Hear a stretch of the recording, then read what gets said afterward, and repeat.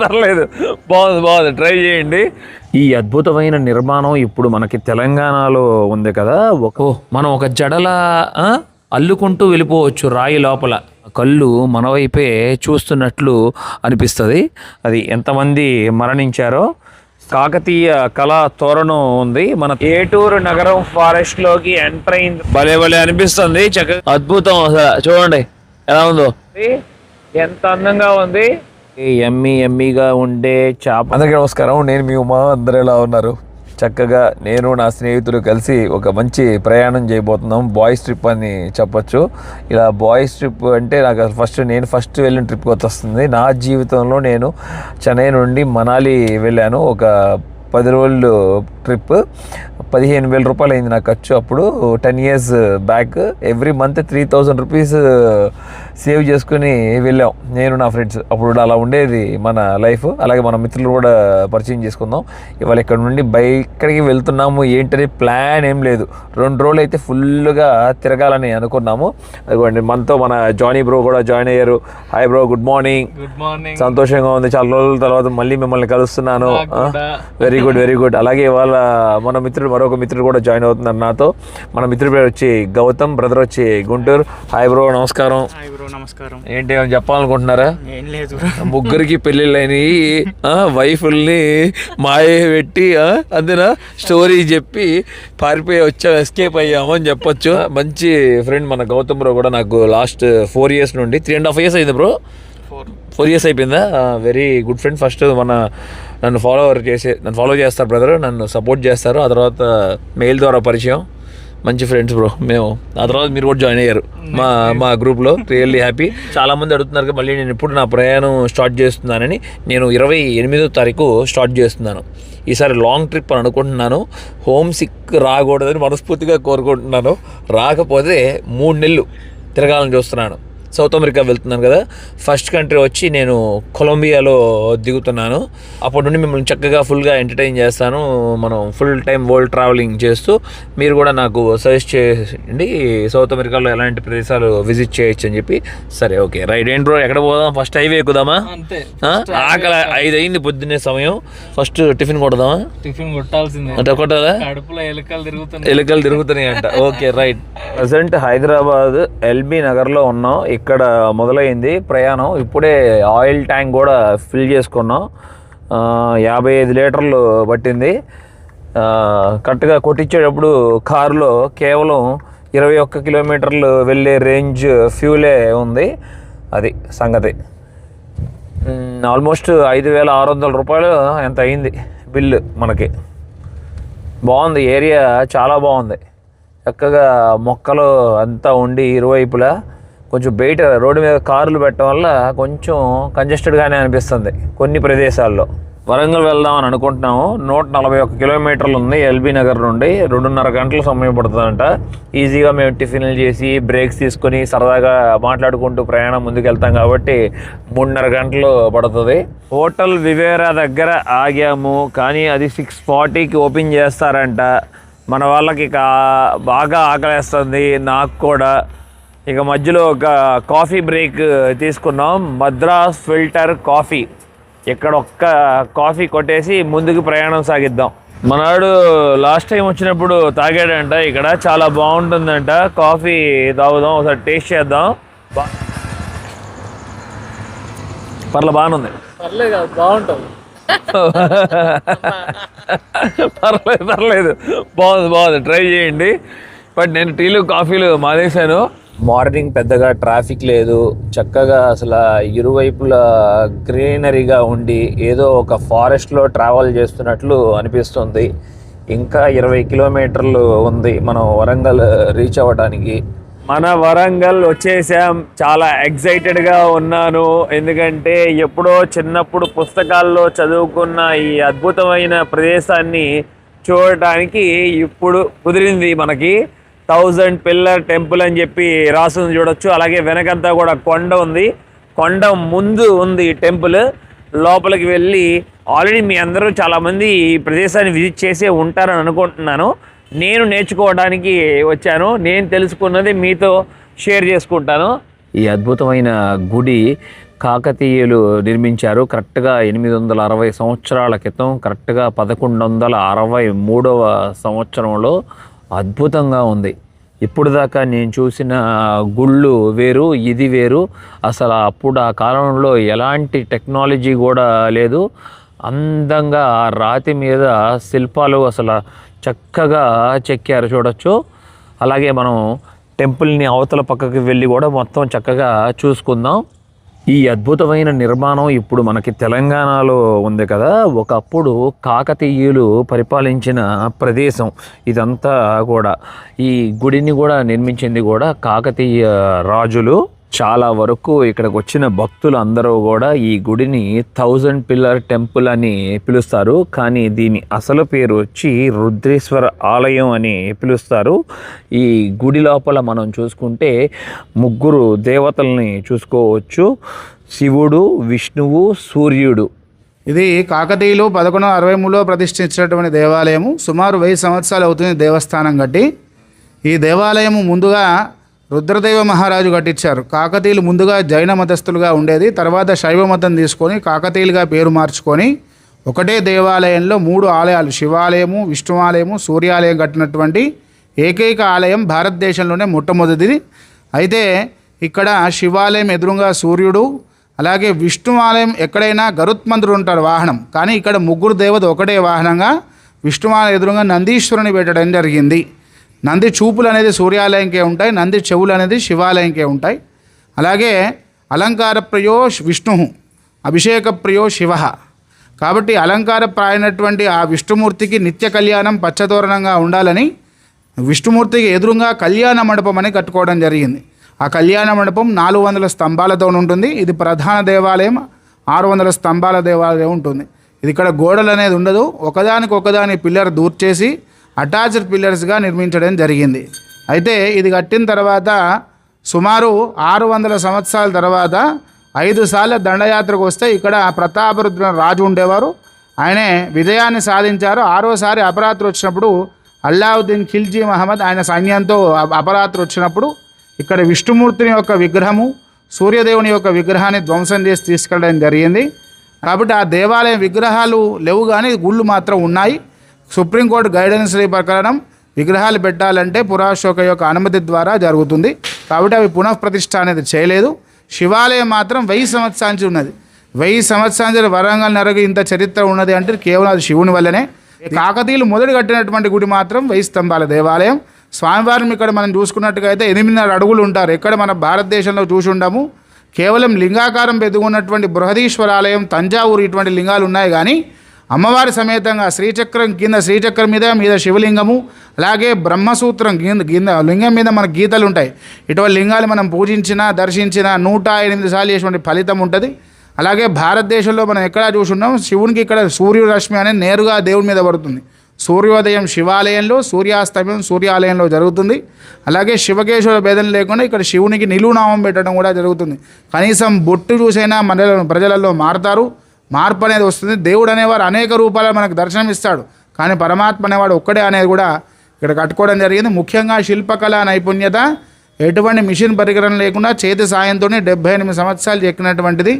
శివాలయం గుర్తుగా నటరాజ స్వామి వారు, విష్ణువాలయం గుర్తుగా నాట్య నరసింహావతారము, సూర్యాలయం గుర్తుగా నాట్య ఇంద్రావతారము, అలాగే మనకు మధ్యలో 3 దేవతల మధ్యలో నాట్య మండపము, గాయత్రీదేవి, అష్టదిక్పాలకులు, ఇటువంటి ఎన్నో అద్భుతమైనటువంటి కళాఖండం ఉంటుంది. అలాగే ఈ దేవాలయాన్ని యొక్క ప్రత్యేకత ఏంటి అంటే ముఖ్యంగా శాండ్ బేసిక్ దేవాలయం. కింద నీళ్లు, మీద ఇసుక, దాని మీద దేవాలయం. భూకంపం వచ్చినా కానీ ఏం కాకుండా ఉండేటటువంటి కట్టినటువంటి దేవాలయం. అలాగే స్వయంగా స్వరంగ మార్గం ఉన్నటువంటి దేవాలయం ఇది. ఇక్కంజర్ వరంగల్ కోటకు మనకు స్వరంగ మార్గం ఉంటుంది. అక్కంజుడు వచ్చి ఇక్కడ ఈశాన్య దిగ్బాలు దిగుడు బావి కోనేరు, ఆ తీర్థం తీసుకొచ్చి స్వామివారికి అభిషేకం అనేది, ఈ పూజలు అనేవి కూడా చేసుకునేవారు. ఇక్కడ భక్తులు అత్యేకంగా విశ్వాసిస్తారు. ఎందుకంటే ఎక్కడైనా కానీ మహిళలను గర్భాలయ ప్రవేశం అనేది చేయించడం అనేది చాలా తక్కువ. ఇక్కడ రుద్రమదేవి పూజించింది కాబట్టి మనకు శ్రావణ మాసము, గణపతి నవరాత్రులు, దుర్గా నవరాత్రులు, కార్తీక మాసము, అలాగే శివరాత్రి బ్రహ్మోత్సవాలు అత్యంత వైభవపేతంగా జరుగుతాయి. స్వామివారిని ఇక్కడ స్వయంగా ముట్టుకొని వారే అభిషేకించుకుని చేసుకుంటారు. పంతులు గారు చాలా మంచి ఇన్ఫర్మేషన్ ఇచ్చారు కదా. ఇక్కడే అన్నయ్య కూడా పరిచయం అయ్యారు. అన్న మీ పేరు? నా పేరు రామకృష్ణ, నేను దేవాదాయ శాఖలో ఉద్యోగిని, చిరు ఉద్యోగిని. అన్న వెనక ఇప్పుడు 2 విగ్రహాలు మనం చెప్పుకుంటున్నాం కదా, విష్ణువు అలాగే సూర్యుడు. అవి బంగారు విగ్రహాలు అని చెప్తున్నారు. పంచలోహ విగ్రహాలు అవి. పంచలోహ విగ్రహాలు కొన్ని వందల సంవత్సరాల క్రితం బంగారం కంటే విలువైనవి. అవి 6 feet హైట్స్ తోటి విగ్రహాలు ఉండేవి. విష్ణు భగవానుడు మరియు సూర్య భగవానుడు. శివలింగం రాయితం చేశారు వారు కాకతీయులు. అప్పుడు మాలికాపూర్ దండయాత్రలని మన ఢిల్లీ సుల్తాన్ అలావుద్దీన్ ఖిల్జీ మాలికాపూర్ని పంపాడు. అతని రైట్ హ్యాండ్ అన్నట్టు. అతను వచ్చి ఈ కాకతీయుల మీద, రుద్రదేవ మహారాజు మీద యుద్ధం ఇట్లా చేసి ఇందులో ఉన్న గోల్డ్ విగ్రహాలు ఇట్లా తీసుకుపోయారు.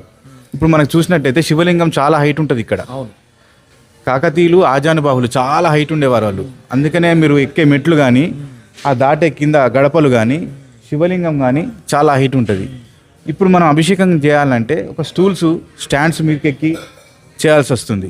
వాళ్ళు కాకతీయుల హైటు, అందుకనే వాళ్ళ హైట్కు అనుగుణంగా వాళ్ళు అప్పుడు లింగాన్ని కానీ అవన్నీ చెక్కుకున్నారు. వాళ్ళు డైరెక్ట్ చేసేవారు.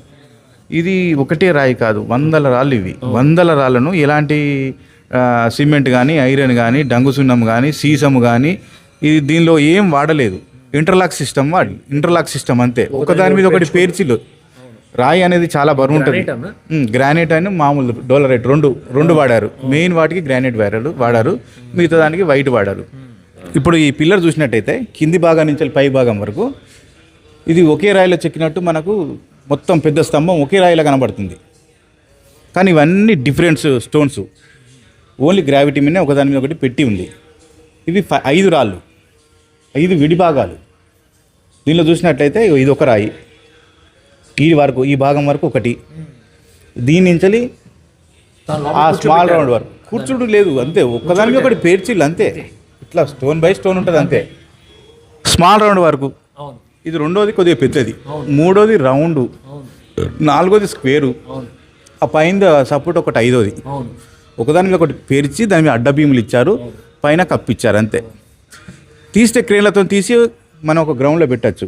ఇది ఎలా తెలిసింది నాకంటే 2006లో కళ్యాణ మండపం భూకంపాల వల్ల కొన్ని వందల సంవత్సరాల కింద పడిపోతే కేంద్ర ప్రభుత్వం తీసింది. తీసేటప్పుడు ఎలాంటి జాయింట్స్, ఐరన్, సిమెంటు, సీసము ఏం లేదు. ఒక్కొక్క రాయి తీసుకుంటూ పోయి ఒక 2-3 ఎకరాల ఒక ల్యాండ్ ఉంటుంది, అందులో పేర్చారు అంతే. అన్నీ రాళ్ళే. మళ్ళీ తీసి ఇదే విధంగా స్థానంలో చేశారు కళ్యాణ మండపం. అప్పుడు తెలిసింది మాకు. దీనిలో చూసినట్టయితే ఆర్నమెంట్స్, ముత్యాలు, చైన్లు, రుద్రాక్షలు, గొలుసులు, ఆర్నమెంట్స్ ఇవి. దీంట్లో ఇంకా సున్నితంగా ఏంటిదంటే మనం క్లాత్లో స్టిచ్చింగ్ చేస్తాం, సూది దారం ఎక్కిస్తాం, ఇందులో పోతుంది. అసలు ఎలా చేయగలిగారు అసలు ఇప్పటికి కూడా చాలా ఆశ్చర్యంగా ఉంది. చూడండి, అంత సన్న రంధ్రాలు ఎలా వాళ్ళు ఏర్పరచగలిగారు. అసలు ఒక్క చిన్న పొరపాటు చేసినా కూడా పూర్తి రాయి ధ్వంసం అయిపోతుంది, మళ్ళీ కొత్తది చేయవలసి వస్తుంది. చూడండి అన్న ఎంత చక్కగా, మనం ఒక జడలా అల్లుకుంటూ వెళ్ళిపోవచ్చు రాయి లోపల. చూస్తున్నారు కదా క్లియర్గా, అద్భుతం అసలు. ఇది ఎవరు 1000 సంవత్సరాల కింద ఇలాంటి కంప్యూటరైజర్ కానీ, సిస్టమ్స్ కానీ, ఎక్విప్మెంట్ కానీ, పవర్ కానీ, టెక్నాలజీ కానీ, ఇంజనీర్లు కానీ ఎవరు లేరు. అంత అద్భుతమైనది అప్పుడు చేశారు.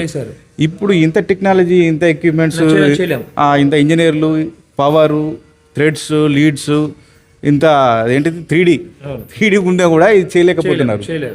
ఓన్లీ ఫినిషింగ్ చేస్తున్నారు, కటింగ్స్ చేస్తున్నారు, కానీ ఈ డిజైన్స్ మాత్రం ఎవరు చేయడం లేదు. స్వామివారి దర్శనం చేసుకొని బయటికి వచ్చాను. ఎదురుగా మనకు ఒక ద్వారం కనపడుతుంది కదా, అది ఈస్ట్ ఫేసింగ్ ద్వారం. అప్పట్లో రాజులు ఈ ద్వారంగానే లోపలికి వచ్చేవారు. కానీ ఇప్పుడు మనం వచ్చిన ద్వారం వచ్చి గుడి వెనక పక్క ఉన్న ద్వారంలో నుండి వచ్చాం మనం. అలాగే టెంపుల్ ఇదంతా కూడా ముందు పక్క ఎంట్రన్స్ లోపలికి వెళ్తున్నప్పుడు మనకు కనపడుతుంది. ఒక పక్కన మనం నంది, మరొక పక్కనేమో ఏనుగు చూసుకోవచ్చు. అసలు ఇప్పటికి కూడా నమ్మలేకపోతున్నాను, ఎందుకంటే ఇది ఒక 600 పిల్లర్లతో ఈ గుడిని నిర్మించారంటే ఎక్కడ కూడా మనకు అసలు ఒక్క కలుపుతున్నట్టు కానీ అసలు పూర్తిగా అతికిచ్చినట్లు ఉంది అది.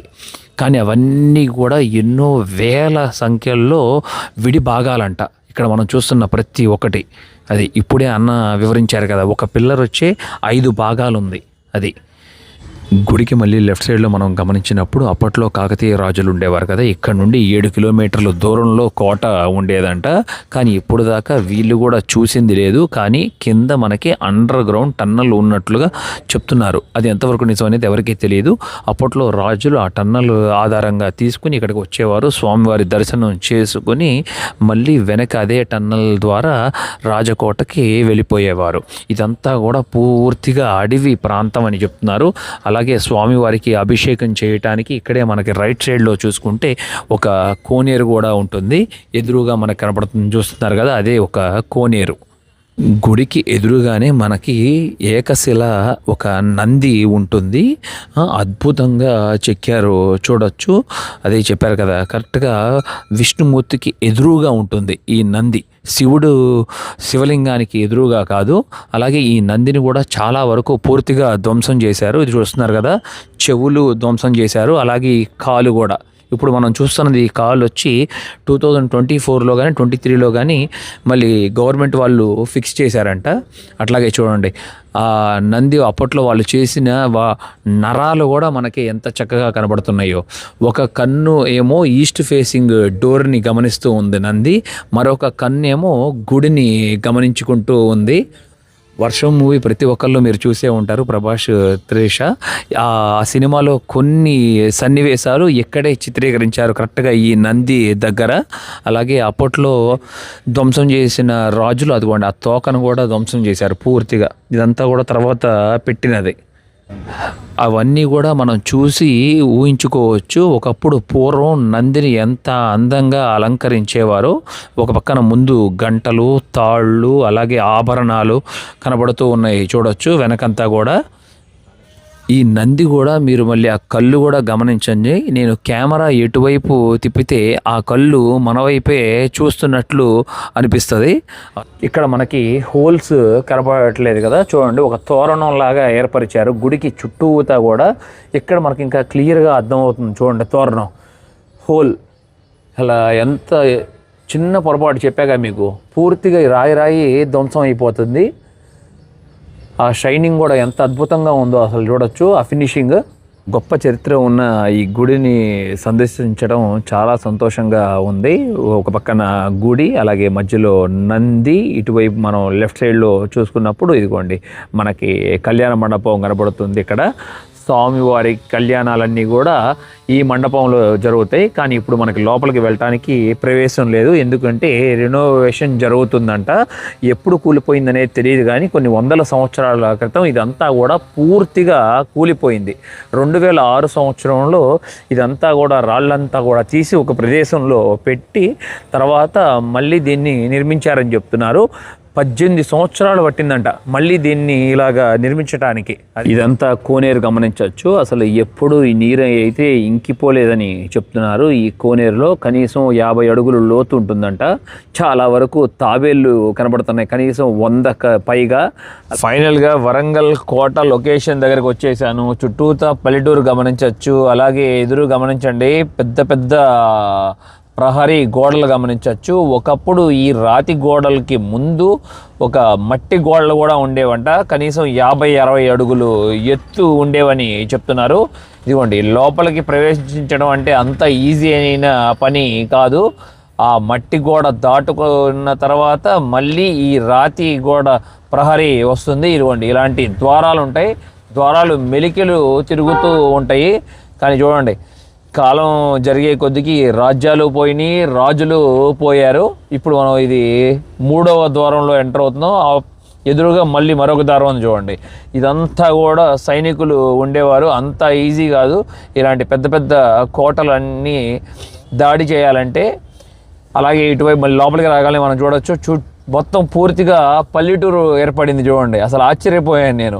కోట లోపల అంటే పూర్తిగా ఎంటీ స్థలం ఉంటుంది. అలాగే రాజకోటతో పాటు కొన్ని దేవాలయాలు ఉంటాయి అని అనుకున్నాను. కానీ జరిగే కాలం కొద్దికి మనం ఇక్కడ కొన్ని పల్లెటూర్లు గమనించవచ్చు. వందల సంవత్సరాల నుండి ఈ జనాలంతా కూడా ఈ కోట లోపల నివసిస్తున్నారు.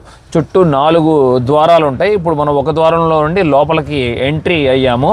12వ శతాబ్దం నుండి 14వ శతాబ్దం వరకు కాకతీయులకి మెయిన్గా వరంగల్ వచ్చి రాజధానిలాగా ఉండేది, మెయిన్ హబ్. ఈ కోట కూడా ఇక్కడ నుండి పరిపాలించేవారు. ఈ కాకతీయ ప్రదేశం అంతా కూడా, ఈ రాజ్యాన్ని అంతా కూడా. పల్లెటూరు దాటుకుని మనకి లోపలికి రాగానే ఇక్కడ పెద్ద కట్టడం కనబడుతుంది, చూడొచ్చు. రాతితో కట్టిన కట్టడం. దీన్ని కుష్ మహల్ అని పిలుస్తారు. దీన్ని 1500 సంవత్సరంలో నిర్మించినట్లుగా చెప్తున్నారు. దీన్ని నిర్మించింది కాకతీయులు కాదు, ఎందుకంటే కాకతీయులు రాజ్యం వచ్చి 1323వ సంవత్సరంలో పూర్తిగా అంతరించిపోయింది. ఆ తర్వాత ఢిల్లీ సుల్తాన్లు పరిపాలించారు. కాలం మారే కొద్దికి రాజ్యాలు మారుతూనే ఉన్నాయి. నేను ఇప్పుడు మరొక పక్కకి వచ్చాను. ఈ అద్భుతంగా నిర్మించిన ఈ మహల్ వచ్చి మెయిన్గా పరిపాలన కార్యక్రమాలు జరపడానికి, అలాగే రాజసభ దర్బారు జరపడానికి ఉపయోగించేవారంట. చూడొచ్చు, చాలా పెద్దది. కానీ దీన్ని నిర్మించడానికి ఎంతమంది బాధింపబడ్డారా అని అనిపిస్తుంది. పాపం చిత్రహింసలు పెట్టారో, అది ఎంతమంది మరణించారో. సభలు అట్లాగే వేడుకలు కూడా జరుగుతాయంట. సైనిక కేంద్రం అని చెప్తున్నారు. ఎంత పెద్ద కొండరాళ్ళు చూడండి. ఆ బ్లాక్ కనీసం 15 అడుగులు బారు ఉంది. అలాగే ఇటువైపు మనకి ద్వారంలో నుండి లోపలికి వెళ్తున్నప్పుడు మనకి ఇక్కడ చక్కగా చూసుకోవచ్చు. ఇలా ఉంది లోపల పక్క. అది ఇక్కడ జరిగేవి సభలు.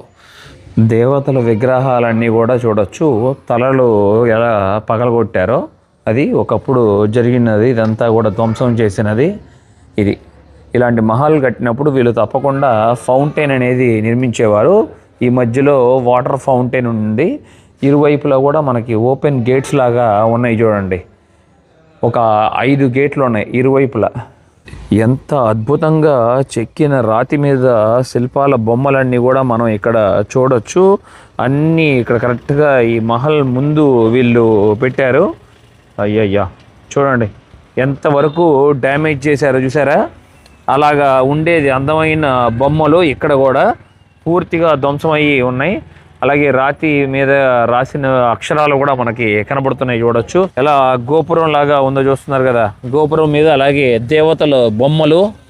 నేను ఇప్పుడు ఒక గుడి కాంప్లెక్స్లో ఉన్నాను. పూర్తిగా గుడి అయితే ధ్వంసమైంది. అలాగే మనం రైట్ సైడ్లో కార్నర్లో గమనించవచ్చు కాకతీయ కళా తోరణం ఉంది. మన తెలంగాణ స్టేట్ ఎంబ్లం కూడా ఇది. ఆ తోరణం వచ్చి 4 వైపులా ఉంటుంది. మనకి ఆర్చ్ ఇదిగోండి. గుడి అయితే పూర్తిగా ధ్వంసం అయిపోయింది, చూడొచ్చు. కొన్ని పిల్లర్లు మాత్రమే నిలబడి ఉన్నాయి. ఇటువైపు కూడా మనం చూసుకుంటే తోరణాలు కనబడుతున్నాయి. అలాగే మన జాతీయ పతాకం కూడా కనబడుతూ ఈ ఒక్క పిల్లర్ మీదే మనకి ఎంత అందమైన బొమ్మలన్నీ చెక్కారో చూడండి. అసలు అద్భుతంగా ఉన్నాయి, చూడొచ్చు. నిజంగా కల్చర్కి పెట్టినదని చెప్పొచ్చు. అసలు వరంగల్కి మెయిన్గా ఈ కాకతీయ డైనస్టీ ఏదో రాజ్యాన్ని పరిపాలించినట్లే కాకుండా ప్రతి ఒక్క దాంట్లోనూ వీళ్ళు బాగా డెవలప్ చేశారు ఆ కాలంలోనే. ఈ అద్భుతమైన గుడిని నిర్మించడానికి అసలు ఎంతమంది పనిచేసి ఉంటారా అనిపిస్తుంది. మెయిన్గా శిల్పులు అసలు అద్భుతం. నిజంగా ఆశ్చర్యంగా అనిపిస్తుంది. ప్రతి ఒక్క విషయం ఇక్కడ ఎవరు మిస్ అవ్వద్దు. ఈ ప్రాంతాన్ని ఒకవేళ విజిట్ చేయకపోతే తప్పకుండా వెళ్ళి చూడండి. అదిగోండి, ఆర్చ్ మీద కూడా తోరణం మీద కూడా ఎంత అందమైన కార్వింగ్ ఉందో మనం గమనించవచ్చు. కోట లోపల ఏకశిలా రాయి ఉంది. ఆ రాయి పైకి ఎక్కడానికి చక్కగా కొండ చెక్కి మెట్లులాగా తయారు చేశారు. పైనుండి చక్కగా అందంగా మనకి ఈ కోట అంతా కూడా కనబడుతుంది. చుట్టూత ప్రహరీ కూడా పూర్తిగా ధ్వంసం అయిపోయింది. అక్కడ ఉంది చూడండి. ఇప్పుడు నేను ఏకశిల కొండరాయి పైన ఉన్నాను. కోట లోపలంతా కూడా వ్యవసాయ భూములు చాలా వరకు అయిపోయింది. రైతులంతా వ్యవసాయం చేసుకుంటూ జీవనం సాగిస్తున్నారు. ఇదంతా లోపల ఏర్పడిన పల్లెటూరు. ఇప్పుడు నేను ఒక టవర్ అని చెప్పాక టవర్ పైన నుంచున్నాను. ఇదిగోండి, ఇది సెక్యూరిటీ టవర్ లాగా ఉంది. మళ్ళీ ఈ టవర్కి ఈ ఏకశిల రాయి దగ్గరే మనం చూసుకుంటే ఇక్కడ ఒక శివాలయం గుడి కూడా ఉంది, మనం గమనించవచ్చు. ఇదిగోండి, మనకి చాలా పిల్లర్స్ కనబడుతూ, అలాగే లోపల చాలా పెద్ద చెరువు ఉంది.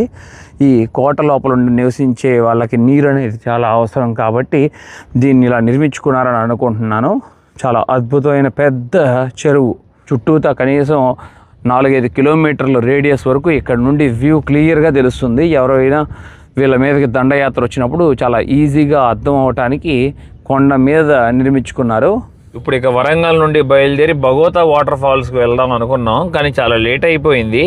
ఇక్కడే మాకు 2:47 అయింది. 5:25కి రీచ్ అవుతామంట. 132 కిలోమీటర్లు. 5ంటికి క్లోజ్ చేస్తారని చెప్పి ఉంది ఆన్లైన్ మ్యాప్స్లో. చూద్దాం, ఒకవేళ పాసిబుల్ ఉంటే వెళ్ళిపోయే టైంకి మంచి జలపాతాన్ని మనం చూడొచ్చు. దానికి ఒక నిక్ నేమ్ కూడా ఉంది, తెలంగాణ నయాగరా జలపాతం అని పిలుస్తారు. ఈరోజు పొద్దున్న నుండి తిరుగుతున్నాము. అసలు ప్రయాణం ఇప్పుడు మొదలైంది అనిపించింది. ఏటూరు నగరం ఫారెస్ట్లోకి ఎంటర్ అయిన తర్వాత అసలు మామూలుగా లేదు రోడ్డు.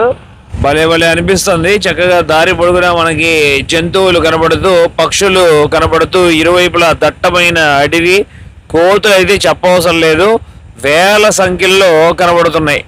ఇప్పుడే చినుకులు వాన కూడా పడటం మొదలైంది. అబ్బబ్బబ్బా, దారిలో చక్కగా అందమైన నదులు, చిన్న పాయలు చూస్తూ భలే అనిపిస్తుంది ఫీల్. చెట్లు చూసారా, ఏదో ఇరువైపుల నుండి ఒక పందిరిలాగా రోడ్డు మీద వాలి ఉండటం అద్భుతం. అదిగోండి, అసలు అడ్వెంచర్ స్టార్ట్ అవబోతున్నట్లు అనిపిస్తుంది. అసలు సూపర్.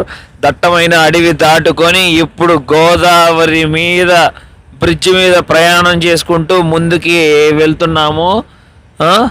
అద్భుతం. అసలు చూడండి ఎలా ఉందో. వాటర్ అయితే లెవెల్ అయితే తక్కువగానే ఉంది, కానీ ఒక పక్కన కొంచెం నీరు అయితే ముందుకి ప్రవహిస్తుంది. సూపర్. అసలు భలే ఫీల్ అనిపిస్తుంది. చుట్టూతా అసలు కొండలు, ఎత్తైన పర్వతాలు, ఎటు చూసినా కూడా అందమైన పల్లెటూర్లు భలే ఏర్పడ్డాయి ఈ దట్టమైన అడవిల్లో. సూపర్ ఉంది. అసలు చల్లగా ఉంది వాతావరణం కూడా ఇవాళ. ఫైనల్లీ లొకేషన్కి అయితే వచ్చేసాం. కరెక్ట్గా ఇంకా 20 నిమిషాల టైం ఉందని క్లియర్గా చెప్పారు. 20 నిమిషాల తర్వాత బయటకు వచ్చేయాలంట. ఒక్క నిమిషం కూడా ఉండడానికి కుదరదంట. 5 దాటిందంటే ఒక 140 రూపాయలు ఛార్జ్ చేశారు. మా ముగ్గురికి టికెట్ కూడా తీసుకున్నాను. ఇక్కడ నుండి లోపలికి ఒక 900 మీటర్లు నడుచుకుంటా వెళ్ళాలనుకుంటా పార్కింగ్ దగ్గర నుండి. దట్టమైన అడవిలో నడుచుకుంటూ ముందుకు ప్రయాణం సాగిస్తున్నాం. ఇప్పుడు మనం ములుగు జిల్లాలోని చీకటి అడవుల మధ్య ఉన్న తెలంగాణలోని ప్రసిద్ధి జలపాతాల్లో ఇది కూడా ఒకటి. భలే అనిపిస్తుంది. టైం చాలా తక్కువగా ఉంది కదా, హడావుడిగా పరిగెత్తుకుంటూ ముందుకి వెళ్తున్నా. వచ్చిన కుర్రాళ్ళకి మంచి అనుభవాన్ని ఇవ్వడానికి చక్కగా జిప్ లైన్ అడ్వెంచర్ కూడా ఉంది ఇక్కడ అసలు బ్యూటీ అంటే వాటర్ ఫాల్ ఒకటే కాదు, అడవి, కొండలు, రాళ్ళు, నీటి ప్రవాహం, అలాగే ట్రైబల్ అట్మాస్ఫియర్ కూడా మనం ఇక్కడ చూసుకోవచ్చు. ముఖ్యంగా జూలై నుంచి అక్టోబర్ వరకు అయితే మంచి వర్షాలు ఉంటే వాటర్ ఫాల్ చాలా ఇంప్రెసివ్గా ఉంటుంది. కానీ నీటి ప్రవాహం వెదర్ మీద బాగా ఆధారపడి ఉంటుంది. వావ్, అద్భుతం, మహా అద్భుతం. అసలు నా కళ్ళ ముందు ఆ జలపాతాన్ని చూస్తున్నప్పుడు నిజంగానే నేను కెనడా, అమెరికా నయాగరా జలపాతం ముందే ఉన్నట్లు అనిపిస్తుంది. ఎందుకంటే నేను అది కూడా చూశాను కాబట్టి నాకు తెలుసు ఆ అనుభవం ఎలా ఉంటుంది అనేది. అద్భుతం. అదిగోండి, నీటి ప్రవాహం అక్కడ నుండి పడి కిందకి ప్రవహిస్తున్నప్పుడు ఇక్కడ భలే ఒక పాండ్ లాగా ఏర్పరిచారు. వచ్చిన టూరిస్ట్ కూడా చక్కగా స్నానాలు చేయడానికి, కుర్రాళ్ళందరూ కూడా స్నానాలు చేస్తూ మంచి సమయం గడుపుతున్నారు. ఇక్కడ జలపాతం చూడాలని ఉందా? అద్దుకోండి, వెనక్కి తిప్పి చూపిస్తాను కెమెరాని. అద్భుతం కదా, చాలా బ్యూటిఫుల్గా ఉంది. నీరు చక్కగా ఇదిగోండి పైనుండి జలపాతం పడుతూ కిందకి ప్రవహిస్తుంది. అద్భుతం, అసలు అమోఘంగా ఉంది. చాలా మంచి పేరు వచ్చింది ఈ జలపాతానికి, తెలంగాణ నయాగరా వాటర్ ఫాల్స్ అని చెప్పి. అలాగే ఆ నీరు దారంతా కూడా కింద పడ్డప్పుడు పైకి లెగుస్తుంది మొత్తం. ఆ చెమ్మంతా కూడా ఒక వాన జల్లులాగా నా మీద పడుతుంది. ఎంత అందంగా ఉంది. ఏదో కొన్ని లక్షల కోట్ల సంఖ్యలో ముత్యాలు పైనుండి కిందకి జారుతున్నట్లు అనిపిస్తుంది నాకు. అంత బ్యూటిఫుల్గా ఉంది చూడండి, చుట్టూ దట్టమైన అడవి. ఈ అందమైన జలపాతం మెయిన్గా వర్షాలు బాగా పడినప్పుడు చిక్కుపల్లి వాగులో నీటి ప్రవాహం పెరిగి రాతికొండపై నుంచి భారీగా నీరు కిందకి పడుతుంది. నా జీవితంలో నేను మొట్టమొదట ఎక్స్పీరియన్స్ అయింది ఇలాంటి జలపాతం. ఒక వాన జల్లు వచ్చి నా మీద పడటం, అది Victoria water falls. Tanzania, Kenya, Uganda, Zambia నా 4th కంట్రీలో ఈరోజు మనం 104 దేశాలు పూర్తి చేసుకున్నాం మీ అందరి సహకారంతో. అది మీరు ఆ వీడియో చూడండి, ఎవరైనా మిస్ అయితే Victoria water falls Uma Telugu traveller అని. ఇదేం జల్లు అసలు, అదైతే అసలు ఏదో పైనుండి నా మీద ఒక తుఫాన్ లాగా వాన పడుతున్నట్లు పడింది ఆ జల్లు. అంత పెద్ద జలపాతం అది. ఇక్కడికి వచ్చిన వాళ్ళు కూడా చూడొచ్చు చక్కగా మిత్రులతో ఎంత ఆనందంగా గడుపుతున్నారో. ఇది ఒక వీకెండ్ స్పాట్ లాగా పెట్టుకోండి మీరు. ద బెస్ట్ లొకేషన్ ఇది సాటర్డే సండేలో టైం గడపడానికి. అంత లోతు కూడా లేదు, నేను చెప్పిన ఇందాక పాండ్ జస్ట్ 3 అడుగులు 4 అడుగులే ఉంది. ఈజీగా నడుచుకుంటూ కూడా ఆడుకుంటూ మంచి సమయం గడపచ్చు. పిక్నిక్కి చాలా మంది వస్తున్నారు ఇక్కడికి వచ్చిన వాళ్ళందరూ కూడా నేను గమనించినప్పుడు. చాలా బాగుంది ఈ ఏరియా. మెయిన్గా వ్యవసాయ భూముల్లో కూడా గమనించినప్పుడు ఇదిగోండి పామాయిల్ చెట్లు ఉన్నాయి అక్కడ. అలాగే ఇక్కడ ఎక్కువగా నేను ఆవులు గమనించాను గేదెల కన్నా కూడా. అదిగోండి పైన కూడా పక్షులు కూడా మనకి కనబడుతున్నాయి. ఇక మెల్లగా గూటికి ఏరుకుంటున్నాయి, సాయంత్రం సమయం అవుతుందిగా. దూడలు తప్పుకోవాలి, సైడ్ ఇవ్వాలి మాకు. కనీసం ఒక అరగంట సేపు వేటాడామని చెప్పొచ్చు. ఎందుకంటే గోదావరి నది చూసినప్పుడు మొదట నాకు చేపలు వండించుకొని తినాలనిపించింది.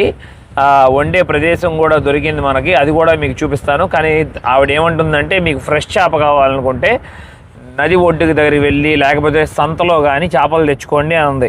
ఇందాక నేను దారిలో వచ్చేప్పుడు చూశాను ఒక సంత జరుగుతుంది, అక్కడ చేపలు అమ్ముతున్నారు. అక్కడికి వెళ్ళి ఫాస్ట్గా మనం 2 కిలోలు చేపలు తీసుకుందాం. అదిగోండి పల్లెటూరులో ఉండే చిన్న సంతకి వచ్చేసాము. చక్కగా రోడ్డు మీద పెట్టుకొని కొంతమంది అక్క వాళ్ళు కూరగాయలు సేల్ చేస్తున్నారు. ఇటువైపు ఏమో అబ్బాబ్బాబ్బా ఏంటిది బజ్జీలు అనుకుంటా. అవును తప్పకుండా మా ఊర్లో కూడా బజ్జీలు, పునుగులు, సమోసాలు ఇలాంటివి చాలా ఫేమస్. ఇదిగోండి మంచిగా అన్న కుక్ చేసి రెడీగా ఉంచారు.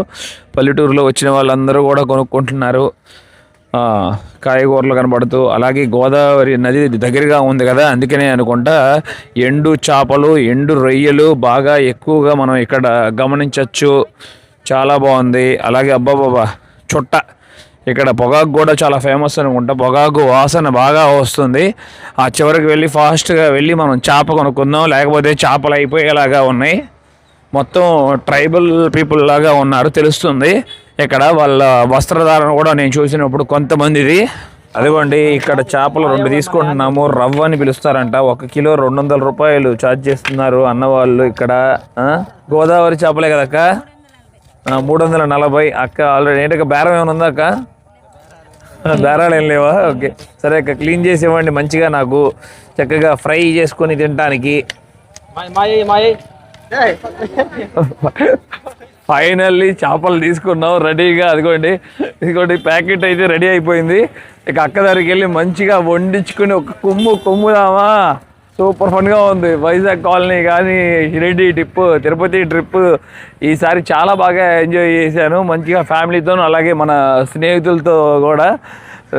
అలాగే హిడెన్ క్యాసిల్ ఇప్పుడు ఇది, ఎందుకంటే 27వ తారీఖు నుండి నేను మళ్ళీ ఇంటర్నేషనల్ ట్రిప్ వెళ్ళిపోతున్నాను కదా, ఇదంతా కూడా మిస్ అవుతాయని చెప్పి అందుకే నేను ముందు ఒక 2 రోజులు ట్రిప్ వెళ్దాం సరదాగా బాయ్స్తో అని చెప్పి వచ్చాను. చేపలు ఉండే వాళ్ళని కనుక్కోవడానికి కనీసం ఒక 20 మంది పైన అడిగాము. కరెక్ట్గా బ్రిడ్జి, గోదావరి మీద ఉండే బ్రిడ్జి దాటిన తర్వాత మనకి ఇక్కడ ఇదిగోండి శ్రావణి మెస్ కూల్ డ్రింక్స్ అని ఉంటుంది. ఇక్కడ మనకి చక్కగా మనం చేపలు తెచ్చుకున్నా వండి పెడతారు, లేకపోతే వాళ్ళ దగ్గర కూడా చేపలు ఉంటాయి, అవి కూడా కుక్ చేసి పెడతారు ఎలా కావాలంటే అలాగా. బట్ నేను తెచ్చుకుంటానని చెప్పి వెళ్ళి తెచ్చుకున్నాను అక్కకి. అక్క నమస్కారం. నిన్ను తీయద్దక్క? సరే అక్క, అక్కనైతే తీయద్దంట. ఇక్కడ మరొక అక్క ఉన్నారు. నమస్కారం అక్క, బాగున్నారా? మీ పేరక్క? సావిత్రి. బాగుంది అక్క, సూపర్ వేరక్క. అక్క చక్కగా అక్కడికి తీసుకువెళ్ళారు. వాటర్లో వాష్ చేసి ముక్కల్ని మనకి మంచిగా ఫ్రై చేసి ఇస్తారు. హ్యాపీగా లొట్టలు వేసుకుంటూ తిందాం. అక్క చక్కగా మంచిగా ఇదిగోండి మనకి ఫిష్ ఫ్రై రెడీ చేస్తున్నారు. వేడిగా సన్ఫ్లవర్ ఆయిల్లో మంచిగా రుచి చేద్దాం. అక్క మెత్తగా రావాలి, మరీ ఫ్రై చేయొద్దు, రోస్ట్ ఇష్టపడను నేను. అదిగోండి ఎమ్మీగా ఉండే చేపల ఫ్రై రెడీ అయిపోయింది. ఇక మనం రుచి చూడటమే ఆలస్యం. అబ్బాబ్బాబ్బా, నేను అడిగినట్లుగా చేశారు చక్కగా అక్క. సాఫ్ట్గా తీశారు. రోస్ట్ చేయొద్దని చెప్పాను కదా, కానీ ముళ్ళు అయితే ఎక్కువ ఉంటాయని విన్నాను ఈ చేపలో. జాగ్రత్తగా చూసి తినాలి. చిన్న బయట టేస్ట్ చేద్దాం ఎలా ఉందో. బాబా అక్క అదరగొట్టేశారు. సూపర్ సూపర్ ఉంది, టేస్టీగా ఉంది. అక్క చెప్పాలి, చాలా రుచిగా ఉంది. బాగుంది బ్రో. మనం అనుకున్నట్టే కారం తక్కువ వేసాం. అక్క చక్కగా కారం కూడా తక్కువ వేశారు.